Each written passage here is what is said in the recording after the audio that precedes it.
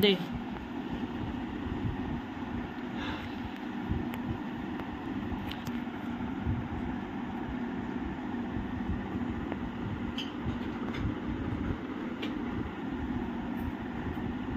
রুই মাছের আজকে হবে রেসিপি।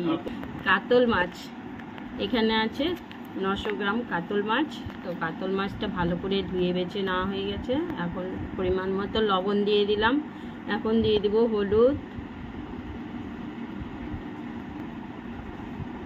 মাছটা অনেক সুন্দর, দেখতেও ভালো লাগছে, খুব ভালো মাছটা, আর টেস্টিও হবে এই মাছটা। অনেক বড় মাছের থেকেই কেটে নেওয়া হয়েছে।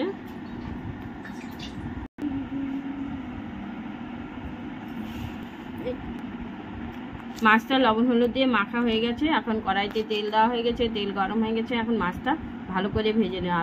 আর মাছের অল্প তেল আছে, এই যে তেলটা দিয়ে মাছের তেলে পকোড়া হবে। মাছের তেলের মধ্যে একটু হলুদ দিয়ে দেবো, তাহলে মাছটা তেল ছিটবে না। তখন মাছগুলো আস্তে আস্তে দিয়ে দিচ্ছি।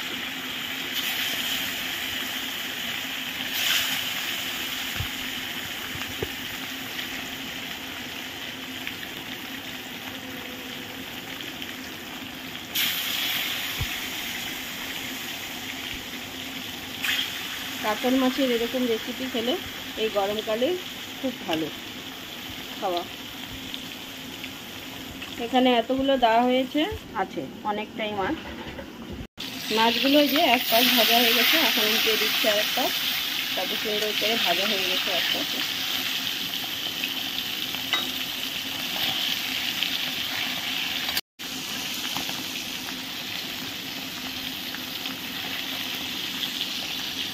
মাছগুলো এক পাশ ভাজা, দুই পাশই ভাজা হয়ে গেছে। এখন উঠিয়ে দিচ্ছি।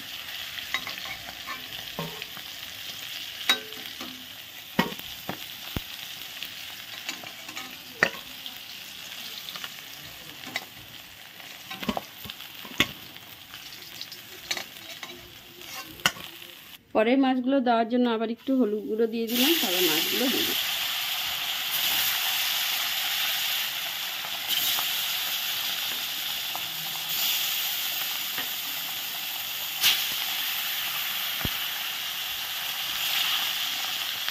সবগুলো দেওয়া হয়ে গেছে, এখন ভাজা হোক আস্তে আস্তে।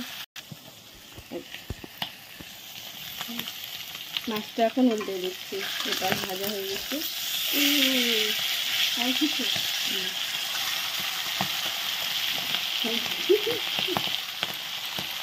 এখন দুপাশে ভাজা হয়ে গেছে মাছগুলো।